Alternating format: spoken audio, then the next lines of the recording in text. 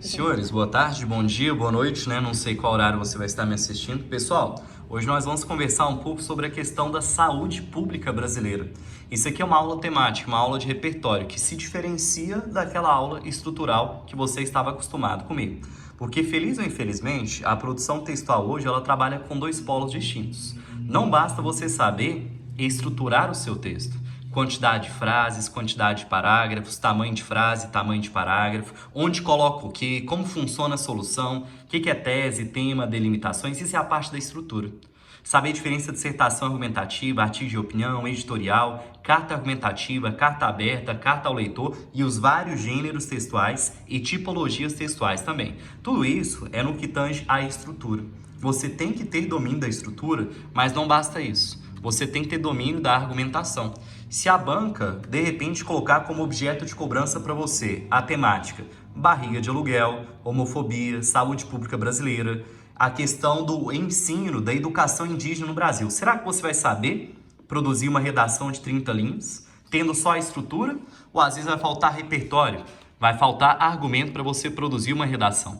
Então, um bom professor de redação, ele sempre vai ter uma boa estrutura a repassar para os seus alunos, mas não apenas uma boa estrutura, ele também fará com que esses alunos tenham acesso a uma boa carga argumentativa, a uma boa carga de repertório, porque assim como eu disse inicialmente nesse vídeo, não basta a estrutura. É preciso conteúdo sobre aquele assunto, sobre aquele tema, para que você possa fazer uma boa tessitura textual. Então vamos iniciar aqui, cada tópico tem alguns subtópicos. Você copia o tópico, os subtópicos no seu caderno e eu comento cada subtópico. Então não recomendo que você copie um embaixo do outro não, viu? Recomendo que você copie, tem um primeiro subtópico, eu vou explicar para você ele, aí você copia. Depois o outro subtópico eu vou explicar para você e aí você copia. Então vai copiando tópico e subtópico um por um e de acordo com os meus comentários você vai anotando aí no seu caderno. Lembrando que a aula virtual é muito bom porque você pausa para você anotar. Você retorna o vídeo para repetir o que eu falei de forma acelerada, de forma rápida e você não entendeu. E aquele argumento que de repente você já sabe, você já tem contato, você pula ele e passa para o item 2, 3, 4 e assim sucessivamente. Só que eu convido você a acompanhar essa aula de forma integral, de forma completa. Seja você um aluno antigo, um aluno novo, você vai ver que todo esse período de aula, todo esse slide vai apresentar argumentos novos para você. Vamos começar a aula de hoje fazendo um retrocesso sobre a questão da saúde pública no Brasil. Pessoal, o primeiro registro que a gente tem de saúde pública é uma medicina própria. Gustavo, e quem exercia essa medicina própria? Os indígenas. Lembrando que indígena você também pode chamar de índio, nativo americano, ameríndio, que é o nome que vem em bastante livro de história. E às vezes você fala assim, Gustavo, eu não sabia que ameríndio é índio. É a mesma coisa. Ameríndio, índio, indígena, nativo americano, pele vermelha, nomenclaturas distintas para referir-se àqueles habitantes que já estavam aqui na América antes da chegada dos europeus, antes da chegada dos colonizadores. Gustavo, você está dizendo para mim que os indígenas, os ameríndios, os pele vermelhas já praticavam o primeiro registro de saúde pública brasileira? Como assim? Perfeitamente. Dentro da tribo indígena, a gente tem ali diversas repartições. Entre elas, a gente tem o xamã e a gente também tem o pajé. Eu quero que você entenda que o pajé, ele é o líder ali para nós, que vai ser responsável dentro da tribo indígena por curar aquelas enfermidades, por curar aquelas doenças que eventualmente surjam dentro do território indígena. Para você ter ideia da importância do pajé como uma figura de curandar, uma figura de curar, uma figura de sanar qualquer enfermidade, eu peguei para você um trecho de um livro. O livro, o nome dele está no segundo subtópico para você. O nome do livro é Natureza, Doenças, Medicina e Remédios dos Índios Brasileiros. Então esse é o título do livro e eu vou ler para você um trecho do livro que eu peguei que reforça para nós a importância do pajé que realizava a medicina dentro da própria tribo indígena, ele que não tinha diploma, não tinha formação, não tinha nada. Perceba que trecho interessante que eu retirei nesse livro. Olha só, o pajé, apesar de não ser doutor, nem mesmo mestre, ou possuir sequer qualquer título de professor, apesar de não fazer parte de grêmios ou corporações que lhe deem o direito de curar, ele possuía mais poder e influência na tribo do que seus semelhantes na Europa. Gustavo, o que eu devo interpretar a parte dessa frase? Perceba que, dentro da tribo indígena, o responsável por sanar as doenças, curá-las, era o pajé, que exercia, portanto, a medicina própria E a importância do pajé era tamanha, era tão grande, que ele exercia mais influência e poder dentro da tribo indígena do que realmente quem era médico titulado na Europa. Ele era mais respeitado e reconhecido do que as pessoas que exerciam ali profissões na área da saúde, só que em determinados locais diferentes da tribo indígena. Sabe qual que é a consequência da medicina brasileira iniciar dentro das tribos indígenas pelo curandeiro chamado pajé, que tinha uma relevância, uma importância, um reconhecimento tamanho, que foi retratado nesse livro? Qual foi a consequência disso? A consequência, hoje na atualidade, é um processo que a gente vai chamar de automedicação. Então, a cultura da medicina própria dentro da tribo indígena repercutiu no surgimento da automedicação, em que muitas vezes, hoje, na atualidade, você sente uma dor de cabeça, toma remédio, em que você está sentindo qualquer dor, não importa se é de cabeça ou em qualquer outra parte do seu corpo, e você vai em busca de remédio por conta própria. Você vai em busca do chamado doutor Google, em que você bate lá os seus sintomas, o próprio Google vai diagnosticá-lo e, em tese, oferecer o melhor remédio para você.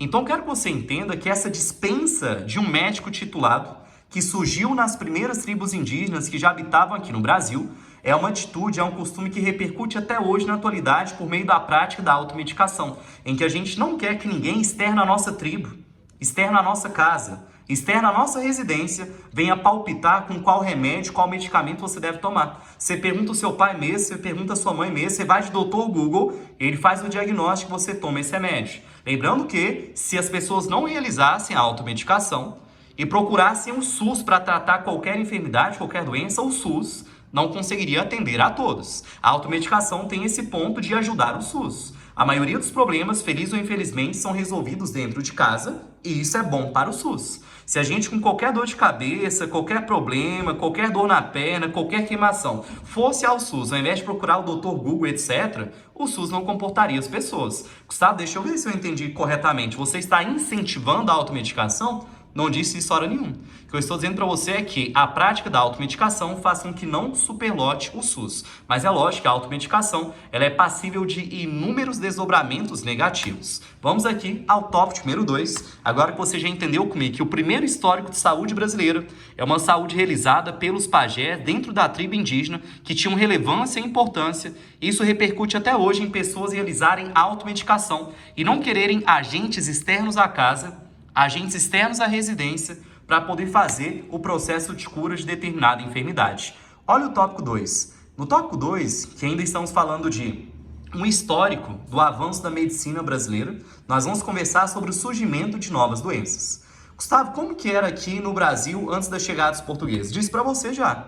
Tribo indígena, trabalhava de boa, trabalhava tranquilo, e esses indígenas não aceitavam agentes externos. O próprio pajé cuidava das enfermidades que ali surgiam. Só que eis que surge um problema. Sabe qual problema é esse? A chegada dos portugueses ao Brasil. Sabe o que ocorreu com a chegada dos portugueses ao Brasil?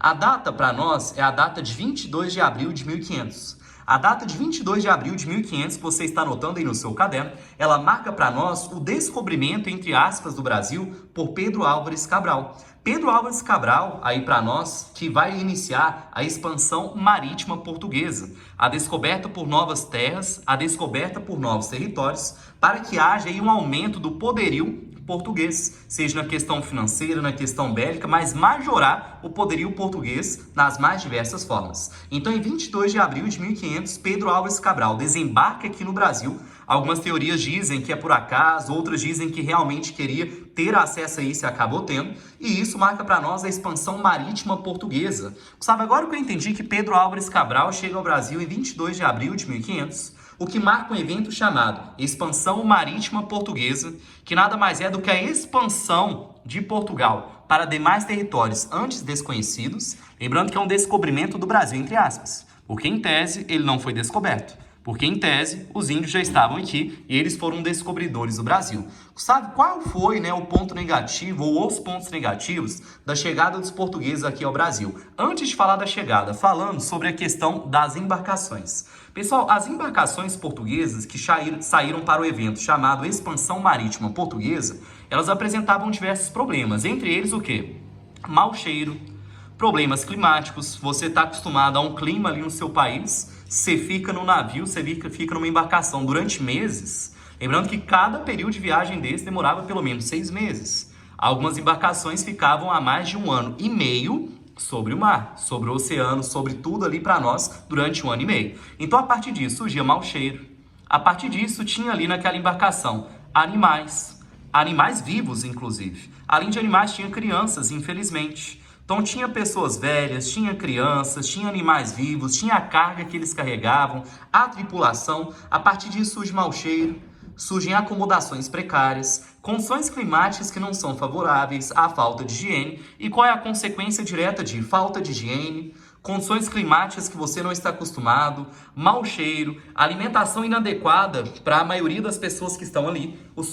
A consequência direta é o surgimento de diversas doenças dentro dessa própria embarcação.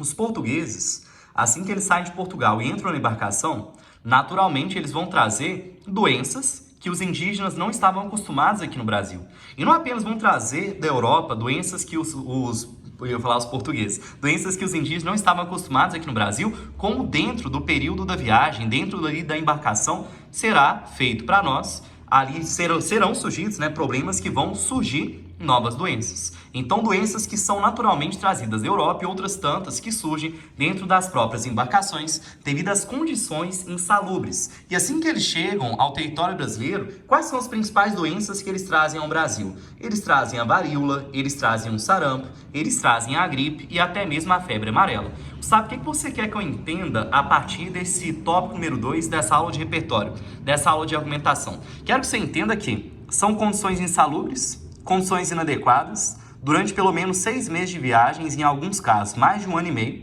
e não apenas condições insalubres, anti-higiênicas, mas condições que fizeram com que surgissem doenças dentro das próprias embarcações, além das doenças que eles já traziam ali do território original deles. Entre essas doenças, eu disse para você que se destaca a varíola, o sarampo, a gripe e a febre amarela. Qual é o problema? Assim que eles chegam ao Brasil, em 22 de abril de 1500, eles começam a contaminar a tribo indígena, as tribos no plural, é claro, né, que aqui habitavam o território brasileiro. E aí o pajé já não consegue mais dar conta do recado.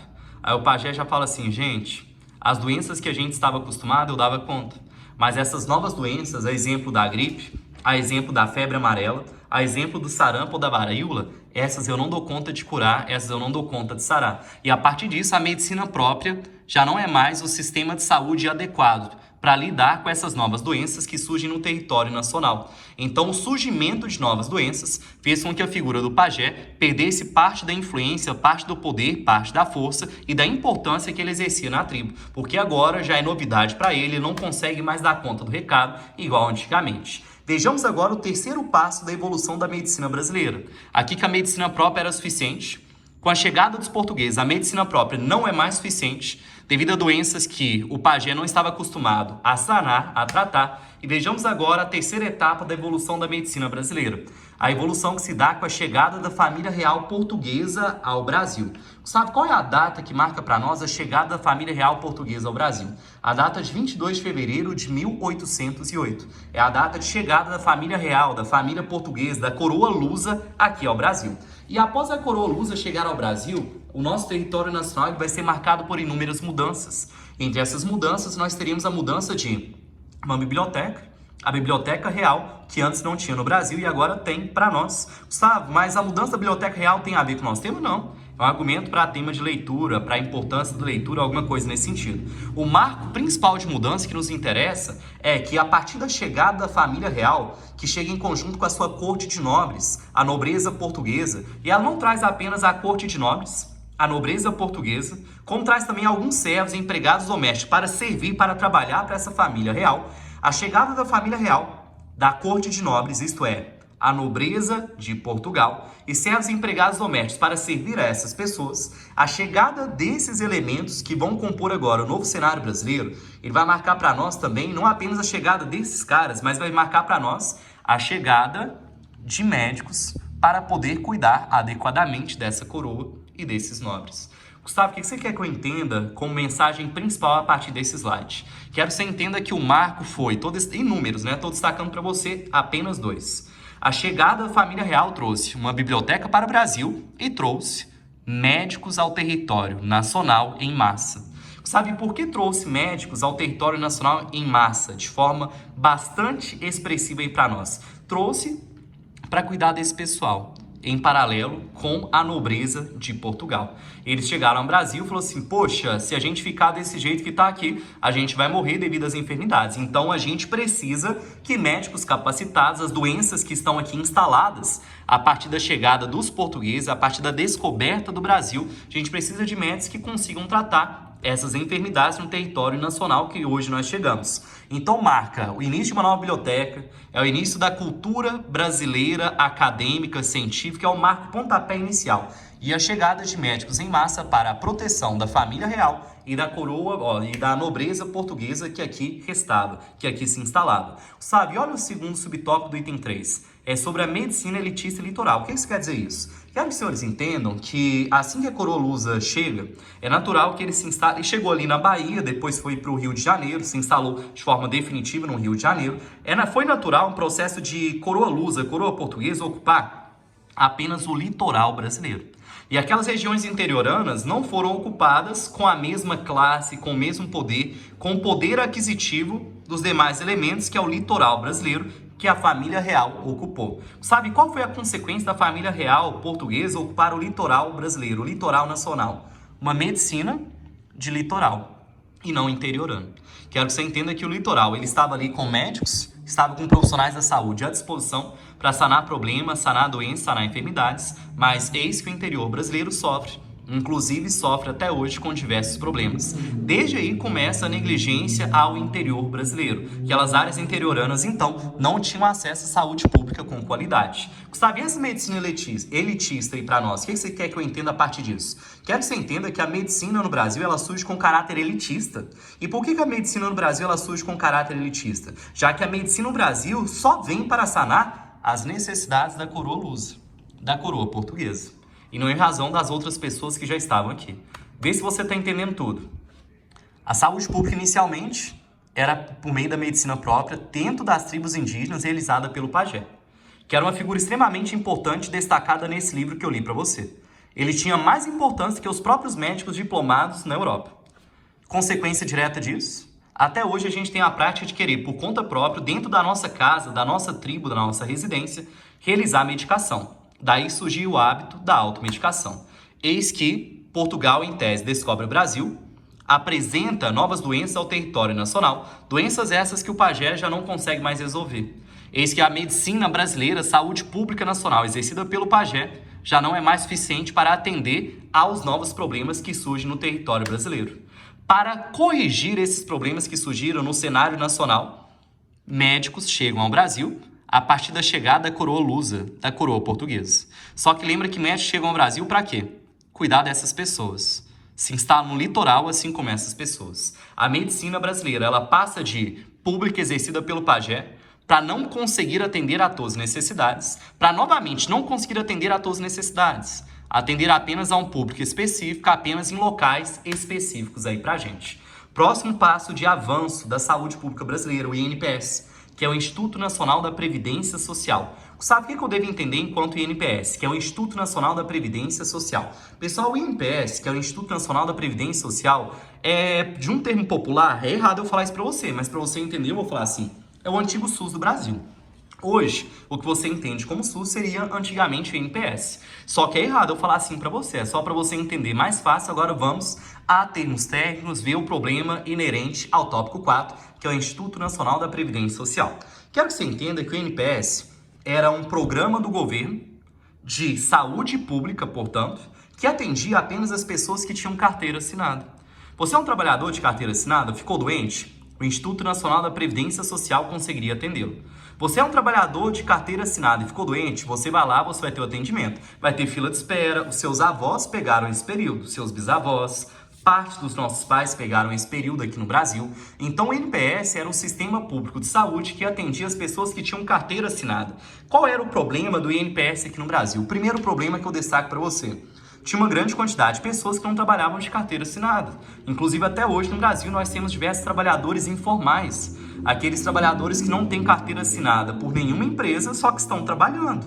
E aí essas pessoas ficavam doentes e elas não conseguiam ser atendidas. Então perceba que a saúde pública no Brasil, nesse período, ela se torna aí para nós bastante seletiva. Ela vai selecionar para ser atendido apenas as pessoas de carteira assinada até então. E perceba para nós o cenário, principalmente da figura feminina antigamente. A figura feminina antigamente, infelizmente, devido a um país machista, patriarcal, com raízes coloniais, europeias, fez com que a mulher ficasse em casa e o homem trabalhasse externamente a residência. E se essa mulher adoecesse? Ela trabalha sim, trabalha mais que o homem fora da casa, inclusive. Trabalhar em casa não é uma coisa fácil. Você muitas vezes não valoriza o trabalho da sua empregada doméstica dentro de casa, nem da sua mãe, que é a própria empregada doméstica dentro da sua casa. E você acha que quem trabalha é o seu pai, o seu tio? Não, pessoal, trabalhar em casa é uma coisa demasiadamente difícil. Então, o cenário brasileiro, antigamente, ele foi constituído dessa forma. Mulheres que muitas vezes não trabalhavam externamente a residência, portanto não tinham carteira assinada, ficavam doentes, não eram atendidas. Mesma coisa para criança. Sabe, essas pessoas que não tinham carteira assinada e, portanto, não podiam ser atendidas pela saúde pública brasileira, que era o Instituto Nacional da Previdência Social, o que elas faziam? Elas recorriam às Santas Casas de Misericórdia. Gustavo, o que seria a questão da Santa Casa de Misericórdia? Então estou pulando tópico, vamos voltar lá. O que é o INPS? Instituto Nacional da Previdência Social. É o sistema de saúde pública oferecido pelo Estado, oferecido pelo governo, para atender pessoas com carteira assinada. Quais são as restrições provenientes desse sistema de saúde pública? Atender quem tem carteira assinada. Principais problemas a partir disso: mulheres que, devido a período patriarcal, machista e vários outros adjetivos negativos da história mundial, fazia com que a mulher ficasse em casa, não trabalhasse, não tinha carteira assinada. Também crianças. Então, as restrições de atendimento são principalmente essas. Além disso, lembrem-se, trabalhadores informais. Tem muita pessoa que não trabalha, tem muita pessoa que trabalha, só não tem carteira assinada. E ela, portanto, não era atendida pelo INPS. Sabe as pessoas que trabalhavam de forma informal, mulheres, crianças, pessoas que não tinham carteira assinada e, portanto, não podiam ser atendidas pelo INPS. Onde que elas seriam atendidas caso elas precisassem da saúde pública? Elas eram atendidas pelas Santas Casas de Misericórdia. Quero que os senhores entendam que as Santas Casas de Misericórdia, elas nada mais foram do que parceria de igrejas, em paralelo com empresários, empreendedores, filântropos, que criavam centros de atendimento gratuito para essas pessoas. Qual é o problema existente? O problema existente é que muitas vezes as Santas Casas de Misericórdia não conseguiam atender a todos. E outro principal problema, não existia Santa Casa de Misericórdia em todos os locais do Brasil. Só em determinadas cidades, principalmente aquelas cidades com maior índice econômico, com maior índice de solidariedade, que isso aqui é o quê? Um trabalho de solidariedade. Isso aqui é a solidariedade da igreja em paralelo com nós, ramo empresarial. Nós do ramo empresarial, em paralelo com a igreja, antigamente, a gente abria isso para atender as pessoas que não eram atendidas na questão saúde pelo INPS. Então, quero que você entenda o problema da saúde pública brasileira, então, nesse período. Nesse período, o Estado já começa a fazer alguma coisa. Até aqui, o Estado não fez nada. Até aqui era medicina própria. A medicina própria do pajé, que não consegue resolver esses problemas. Aqui, a gente já começa o Estado português fazer alguma coisa, mas fazer alguma coisa para eles mesmos. Apenas em determinadas áreas. Agora aqui, o Estado já lança um programa que atende mais pessoas do que esse período, que foi bastante elitista e atendimento só em alguns locais, só que realmente só atende algumas pessoas, não atende a todos. Existe essa restrição. Não é um atendimento universal, ou seja, não é um atendimento para todos. E para suprir esse atendimento, que não é a todos, não era universal, foram criadas as Santas Casas de Misericórdia, por meio da igreja, por meio do empresariado, que eu repito para os senhores, não era suficiente. Devido ao baixo índice de solidariedade em algumas regiões aqui do Brasil, portanto, não havia isso aqui em todo o território nacional. Eis que chegamos à última etapa hoje da saúde pública brasileira. Gustavo, o que acontece na última etapa da saúde pública brasileira? Quero que você entenda que em 1988 foi promulgada a última Constituição que o Brasil já teve até hoje. O Brasil já teve diversas constituições, salvo engano, 8 versões até hoje. Me corrija se eu estiver errado, mas acho que foram 8 até agora. E a última versão que está em vigor, a última versão que está em funcionamento, foi promulgada em 1988, Constituição essa também chamada de Constituição Cidadã. Quero que você entenda que o artigo 196 da Constituição Cidadã, da Constituição Federal de 1988, ele vai dizer para nós o seguinte, que a saúde é um direito de todos e é um dever do Estado. Ponto final. Gustavo, o que você quer que eu entenda com o artigo 196 da Constituição Federal de 1988, dizer que a saúde é um direito de todos e é um dever do Estado? É um direito de todos. Perceba aqui. Medicina própria dentro da tribo indígena. Conhecimento restrito. Chegou novas doenças, a medicina própria não mais consegue resolver o problema. Para resolver os novos problemas, médicos chegam de Portugal, que atende só os ricos, só em determinadas áreas. A saúde não era para todos. Aqui, novamente, saúde é para todos? Não, só para quem tem carteira assinada. Quem não tem, fica para as Santas Casas de Misericórdia, isso se ela tiver leito para te atender, se tiver local para te atender e se tiver Santa Casa de Misericórdia próximo da sua região. E aqui a gente muda o panorama. Olha que lindo, gente. Lindo de se ler. Na prática, às vezes muda, né? A saúde é um direito de todos. Não apenas de quem tem carteira assinada, não apenas da Corte Real Portuguesa, que já não mais existe no Brasil, em 1988, não apenas de determinados locais, a saúde é um direito de todos. E é um dever do Estado oferecê-la. Sabe, o que eu devo interpretar a partir disso? A saúde agora ela passa a ser universal, ela passa a ser de todos e não apenas de determinados grupos, de determinada elite. E eu quero que você entenda que o Estado foi lá e lançou isso. A saúde é um direito de todos e é um dever do Estado. Mas e aí, Gustavo, o que aconteceu a partir disso? Aconteceu que em 1990 surgiu a Lei 8080. A Lei 8080/1990 ou /90, ela surgiu em 1990 para concretizar, para fazer valer o artigo 196, que surgiu em 1988 para nós. Sabe, deixa eu ver se eu estou entendendo. Em 1988, a Constituição fala que a saúde é um direito de todos e é um dever do Estado. Exatamente. Cabe ao Estado, obrigatoriamente, oferecer saúde universal, saúde a todos. Só que até aí não falou como que ia fazer isso. A lei que vai dizer para nós como que vai concretizar a previsão legislativa do artigo 196 é a Lei 8080/90. Sabe o que vai falar para nós a Lei 8080/90? Ela vai concretizar, ela vai fazer sair do papel o artigo 196 da Constituição Cidadã. Ela vai criar para nós o SUS, que é o Sistema Único de Saúde, que hoje atende o Brasil. Vê se você está acompanhando tudo. Saúde é um direito de todos e é um dever do Estado oferecê-la. Como que vai fazer isso? Não sei. Passou 2 anos, 88 para 90, falou assim, poxa, agora a gente já sabe como fazer. Surge a Lei 8080/90 e fala, a gente vai oferecer a saúde para todos como obrigação do Estado por meio da criação do SUS. O SUS é o Sistema Único de Saúde. Sabe, agora que eu entendi que o Sistema Único de Saúde, SUS, representa a última etapa da evolução da saúde pública brasileira. O que é o SUS, Gustavo? O que eu devo entender enquanto SUS? Eu ouço bastante SUS. Eu nem sabia que o significado era Sistema Único de Saúde, entre parênteses, SUS na sua redação. Mas eu já ouvi isso, estou aprendendo melhor agora. Eu entendi que o SUS surge a partir disso. E o SUS nada mais é do que a concretização do artigo 196 da Constituição Federal de 1988. Mas o que de fato é o SUS? Gustavo, eu não sei o que é o SUS até hoje. Pessoal, para você entender o SUS, você tem que entender que o SUS ele tem alguns níveis de atenção. O SUS tem o nível primário, secundário e terciário de atenção. O que é o nível primário de atenção? Seria a UBS, que são as unidades básicas de saúde. Você quer no português grosso para você entender? Postinho de saúde no seu bairro. É o nível primário de atenção do SUS. Então, só que a gente vai chamar, tecnicamente, de unidades básicas de saúde, entre parênteses UBS, mas no popular para você é postinho de saúde no seu bairro. Sabe o que seria o nível de atenção secundário do SUS? Seriam as UPAs, que são as unidades de pronto atendimento que existem no plural ou existe no singular na sua cidade. Cidades menores não dispõem de UPA e você tem que migrar, quando você precisar da UPA, para uma outra cidade maior próximo da sua região. E o nível terciário de atenção do SUS seriam os hospitais, mas hospitais públicos não entra aqui a rede privada. O SUS é público. É o Sistema Único de Saúde, representa a saúde pública brasileira, ou seja, a saúde oferecida pelo Estado, que não se confunde com a saúde privada. Uma coisa é a saúde privada, outra coisa é a saúde pública. Então, quando os senhores ouvirem, a sigla SUS, SUS é isso. O conjunto de unidades básicas de saúde, em paralelo com as unidades de pronto atendimento e com os hospitais públicos da sua cidade.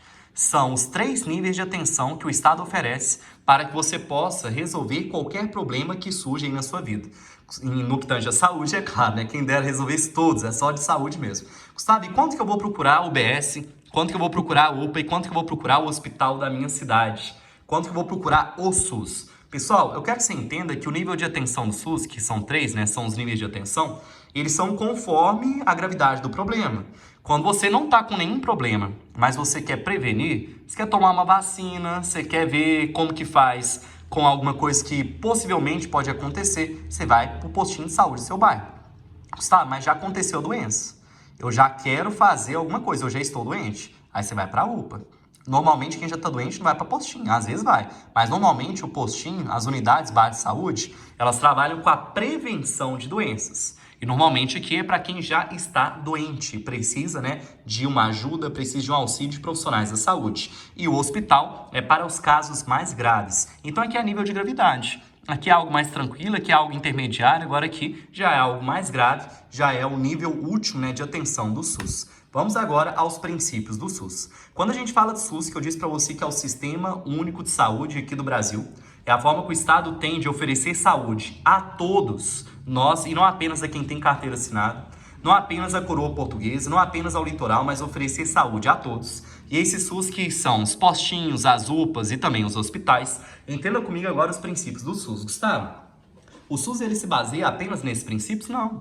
Ele tem inúmeros, milhares de princípios. Eu coloquei os 3 que eu considero particularmente mais importantes. Vamos analisar cada um desses princípios do SUS. O primeiro princípio do SUS é a universalidade. Sabe o que quer dizer isso? Todos serão atendidos.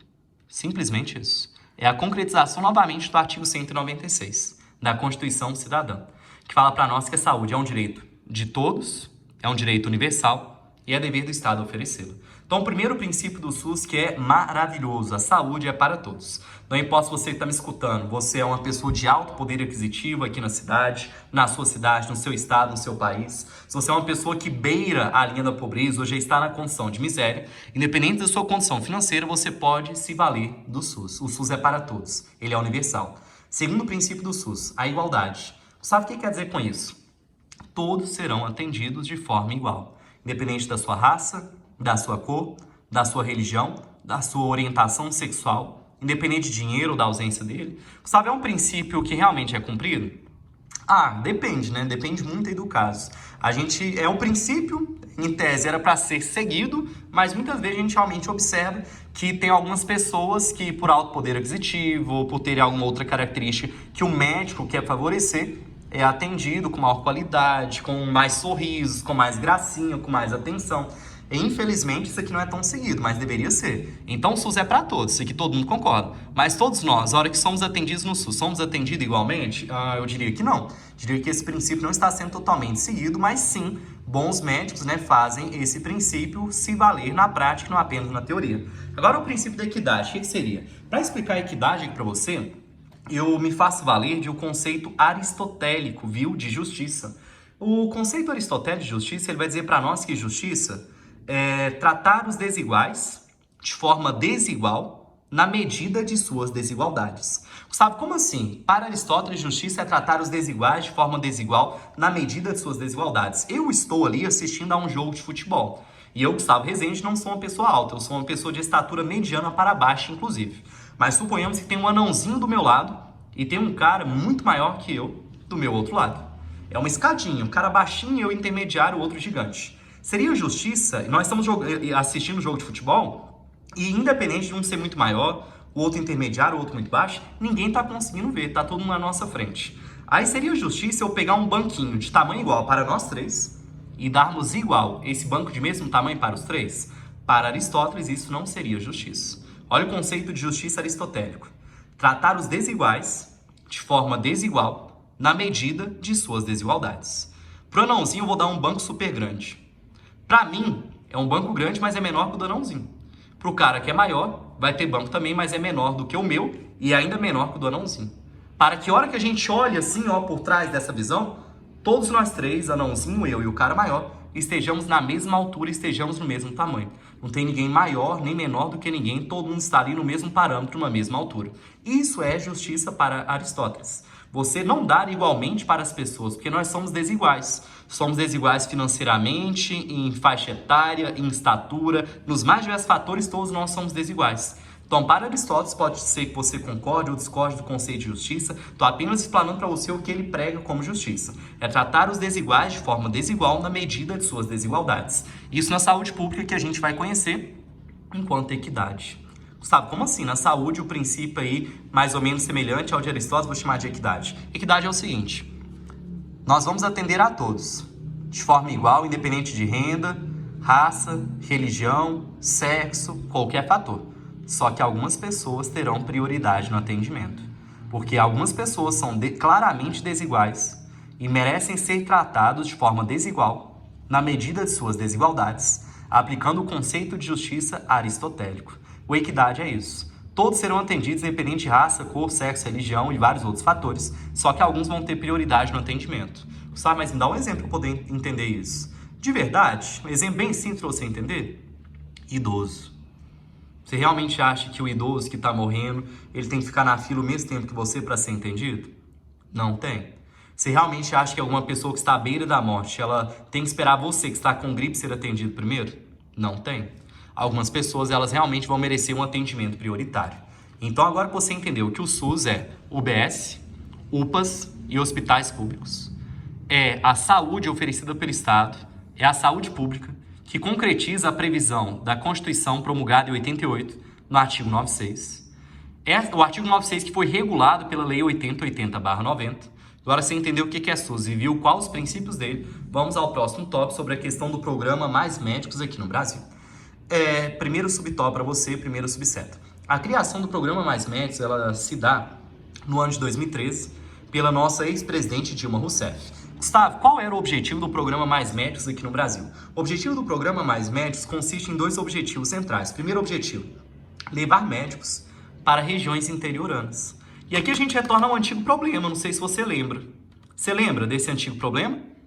Medicina apenas litoral e área interiorana não é atendida? Olha, parece que esse problema ele perpetua até hoje no Brasil. Então eu estou dizendo para você que o primeiro objetivo do programa Mais Médicos, criado pela ex-presidente Dilma Rousseff em 2013 aqui no Brasil, é levar médicos para a região interiorana do Brasil.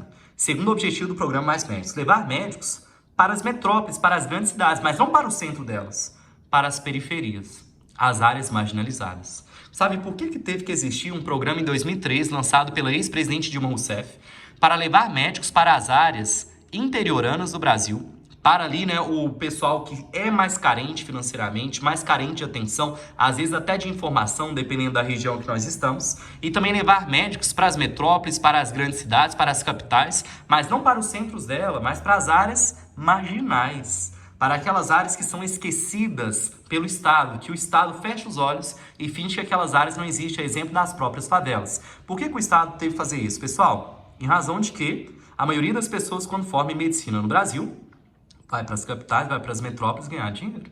Quantas pessoas dentro da sua casa, da sua residência ou na sua família vai fazer medicina na África do Sul para ajudar pessoas? Eu sei de casos de televisão, casos de livros, casos de filmes, mas na minha família não tem ninguém. Eu tenho médicos na minha família. Ninguém da medicina da minha família quis ir atender pessoal na África do Sul, em regiões carentes, nas periferias das grandes cidades, nas favelas das grandes cidades ou até mesmo no interior. Quero que você entenda que devido a uma questão monetária, uma questão financeira, o pessoal, a hora que forma em medicina, eles vão para os centros das capitais, para o centro das metrópoles, para os centros das grandes cidades. E isso acontece principalmente no sudeste aqui do Brasil. O sudeste em que o dinheiro gira mais, o dinheiro aparece em maior quantidade. Enquanto que as favelas, as periferias de grande cidade e até mesmo as áreas interioranas tossindo, me desculpe, dispõe de uma pouca quantidade de médicos. Essa é a realidade do Brasil. O pessoal faz medicina muitas vezes não é por amor, não. Muitas vezes não é para querer ajudar o próximo, é para ganhar dinheiro. E é justamente para poder ganhar dinheiro, eles se concentram nos locais que há o maior fluxo de capital, o maior fluxo de dinheiro, e não nas periferias das grandes cidades, nas favelas das grandes cidades, nas marginais das grandes cidades, ou até mesmo no interior. Sabe o que aconteceu a partir desse programa Mais Médicos? Criado em 2013 pela ex-presidente Dilma Rousseff, para levar médicos a locais que as pessoas da área da medicina normalmente não querem trabalhar, porque lá são áreas, né, que devido à questão financeira, devido à falta de equipamentos e a outros diversos empecilhos, eles não querem exercer o trabalho ali depois de terem feito 6 anos de medicina, que é o curso que tem maior extensão nas faculdades, mais períodos de residência, especializações, pós-graduações aí para nós. Qual foi, né, o desdobramento a partir disso? O pessoal do Brasil não quis aderir ao programa de forma massiva. Gustavo, como assim? Isso mesmo. Vários médicos aqui no Brasil não quiseram aderir ao programa. Eles preferiram falar assim, vou ficar mais um tempo estudando, me especializando. Não tem problema ficar paradinho um tempo não, até surgir alguma coisa. É melhor ficar assim do que ir para esses locais. Você acredita? Pois é. Realidade médica brasileira. E você, às vezes, que está me escutando, vai para a medicina, vai seguir exatamente o mesmo passo. E muitas vezes critica outros profissionais que fizeram exatamente a mesma coisa que você. Olha que lixo, olha que vergonhoso. As pessoas precisando de saúde, as pessoas precisando de médico. Governo brasileiro cria um programa destinado a isso. e a adesão é baixa. Não completa a quantidade de médicos nesse programa, mais médicos, lançado pela ex-presidente Rousseff para poder exercer trabalho nesses locais. E aí, qual é o desdobramento a partir disso? Para preencher as vagas remanescentes, para preencher as vagas ainda não ocupadas, o Brasil pede ajuda a Cuba e fala: Cuba, manda seus médicos daí. Infelizmente, no Brasil, tá sobrando médico. Não falta médico no Brasil, não. Anualmente, formam-se mais médicos sem terem lugar para trabalhar. A gente está tendo aí uma superlotação de médicos em território nacional, porque nós estamos na era da medicina, em que esqueceu-se o direito, a odontologia, a engenharia, a docência, os mais diversos cursos e possibilidades acadêmicas que a gente pode seguir, e a moda agora é medicina. A maioria dos pré-vestibulares que a gente entra, você pergunta a pessoa, ela quer fazer o quê? Medicina. Só que ela não sabe que após formar em medicina, se ela não tiver dinheiro para comprar uma cota para trabalhar em hospital privado, ela vai ser obrigada a trabalhar para o SUS. E não está tendo vaga, a não ser antigamente nesse sistema aqui para nós. Então quero que você entenda que os médicos cubanos, eles não ocuparam vagas de nenhum brasileiro. Eles ocuparam vagas que estavam ociosas, desocupadas por brasileiros que não queriam ocupar essas vagas. Quantas e quantas vezes eu não vi pessoas desinformadas meterem um pau, mas meterem mesmo, falar bastante mal dos médicos cubanos, falando que estão roubando vaga de médico do Brasil, não sei mais o quê. Para de ser desinformado.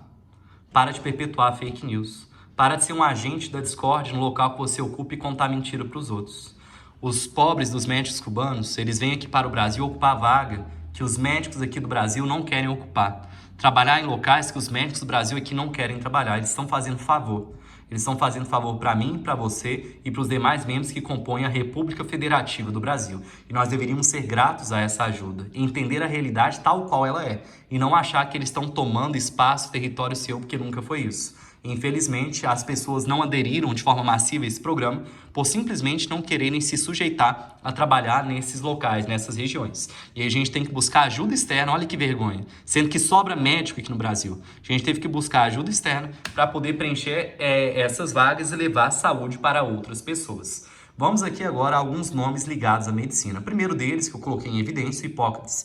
Lembrem-se que Hipócrates é considerado o pai da medicina, o patrono da medicina. Inclusive, os estudantes de medicina, em sua formatura, eles vão fazer um juramento, que é o juramento de Hipócrates. Só você digitar no Google juramento de Hipócrates, é um juramento que não é extenso, ele não é longo, inclusive é interessante. Então, Hipócrates, ele foi aí, né, um nome na história mundial extremamente conhecido por estar ligado à medicina e é até hoje considerado o pai e o patrão da medicina. Sobre Cosme e Damião, são dois irmãos que exerceram a vida inteira medicina de forma gratuita. E exatamente por sempre terem exercido medicina de forma gratuita, sem cobrar nem um tostão, pelo que estavam fazendo de bem à saúde das pessoas, eles se tornaram santos. São Cosme e Damião. Olha que postura diferente da medicina hoje. Uma medicina que você querer trabalhar em área carente, em área com menor poder aquisitivo, você não está querendo não. Você quer trabalhar no Sudeste, que o dinheiro gira e a remuneração vai ser maior para você. Olha que postura diferente.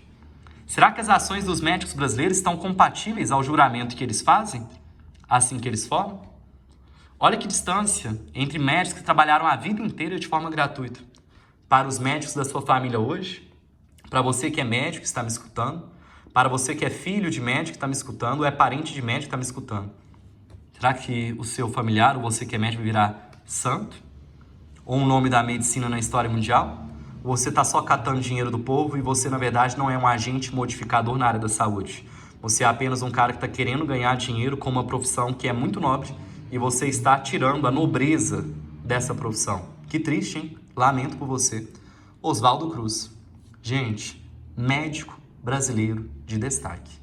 Depois você pesquisa sobre a biografia do Oswaldo Cruz. Você vai falar assim, gente, mas quem sou eu? Quem sou eu perto de Oswaldo Cruz? Médico brasileiro de renome, não apenas nacional, mas mundial. Dá uma olhada. Ó, desculpa, gente, eu tava querendo falar do Carlos Chagas e não do Oswaldo Cruz. Carlos Chagas. Agora, o Oswaldo Cruz, na verdade, ele não tem um renome assim internacional, é mais brasileiro mesmo, apesar de muitas pessoas saberem também do Oswaldo Cruz. Só que o Oswaldo Cruz, ele se destaca pelo quê? Revolta da Vacina, 1904. Gustavo, como assim Revolta da Vacina 1904? Todos vocês estudaram na história do Brasil que em 1904 surgiu um levante popular chamado Revolta da Vacina. É o levante popular contra a vacinação obrigatória instituída pelo ministro da Saúde à época, não era assim que se chamava, né? Era secretário da Saúde, mas se equipara hoje a questão do cargo do ministro da Saúde. Ele impôs a vacinação obrigatória e por ele impor a vacinação obrigatória, devido à desinformação popular sobre a importância dessa vacina, as pessoas não quiseram participar dessa vacinação obrigatória e fizeram o que a gente conhece enquanto revolta da vacina, ocorrida em 1904. Lembrando que hoje nós estamos vencendo uma segunda revolta da vacina, entre aspas, um segundo movimento anti-vacina, de pais que não querem vacinar aos seus filhos. Agora, sobre livros, vejamos alguns livros ligados aí à questão da saúde, que você poderia citar, por exemplo, na sua redação. O primeiro livro, Sob Pressão, lembrando que isso aqui é livro. Salvo engano, tem uma série, um filme chamado Sob Pressão. Salvo engano, eu não acompanhei, mas eu acho que tem. Então não confunda, não é a série, não é o seriado, não é o filme, é o livro. Tem um livro chamado Sob Pressão. Sabe o que esse livro aborda? Esse livro ele aborda a rotina de guerra dos médicos brasileiros, em que muitas vezes as pessoas pensam que é só formar em medicina e vai fazer a medicina tal qual é exibida para nós nas séries da Netflix. Tem gente que pensa que medicina é aquilo. Tem gente que vai se iludindo a um ponto que pensa que a medicina é realmente o que passa na Netflix para você. Não seja esse tipo, né, de pessoa iludida. A medicina é uma profissão extremamente difícil de ser exercida, você tem uma responsabilidade enorme e você está constantemente sob pressão. De forma que nesse livro há uma comparação da rotina do médico a uma rotina de guerra mesmo, em que você tem que salvar vidas, você tem que fazer coisas, independente de ter aparelho, não ter aparelho, independente de ter remédio, não ter remédio, independente de você já ter conhecimento daquela doença ou não ter, você tem que dar os seus pulos e salvar aquela pessoa. Outro livro que eu destaquei para os senhores é um livro intitulado A Inocência. Gustavo, o que aborda esse livro Inocência? Pessoal, esse livro aborda que o farmacêutico, aquela figura que está na farmácia para realizar o atendimento, que o farmacêutico ele é mais buscado para sanar as doenças do que o próprio médico. Sabe por que o farmacêutico é mais buscado para sanar doenças do que o próprio médico? Em razão da dificuldade de você ter acesso, muitas vezes, a um médico. Em que você não tem dinheiro para ter acesso a um médico da rede privada. E na rede pública demora mil anos para você poder ser atendido. Muitas vezes você desiste. E nessa questão de não ter dinheiro para ter contato com o médico da rede privada e demorar 1000 anos até você ser atendido no SUS, seja a questão da UPA, dos postos de saúde ou até mesmo do hospital, isso faz com que você muitas vezes procure o farmacêutico ao invés do médico. E muitas vezes esse farmacêutico está ali, né, realizando um trabalho que não é próprio da categoria, né, empregatícia que ele tem. Pessoal, lembrando vocês que quando a gente fala de SUS também, só voltando em slides anteriores, quando a gente fala de SUS, quem trabalha no SUS não é só médico não, viu? O SUS a gente tem médico, a gente tem enfermeiro, a gente tem técnicos em enfermagem. Além de médico, enfermeiros e técnicos em enfermagem, aí vai depender da região do SUS. Dependendo da região, vai precisar de odontólogos, dentista, viu? Odontólogos não é dentista para você. Vai precisar de dentista, vai precisar de um educador físico, vai precisar vai precisar de um nutricionista, de um psicólogo. Então, quando a gente fala de SUS, não linke o SUS exclusivamente ao profissional da medicina. São os médicos, mas também são enfermeiros essenciais para o SUS rodar direitinho, os técnicos em enfermagens e, a depender da região, outras figuras além de enfermeiro, técnico, enfermagem e médico. De exemplo de dentista, nutricionista, psicólogo, até mesmo a questão de educador físico vai depender da necessidade de cada região.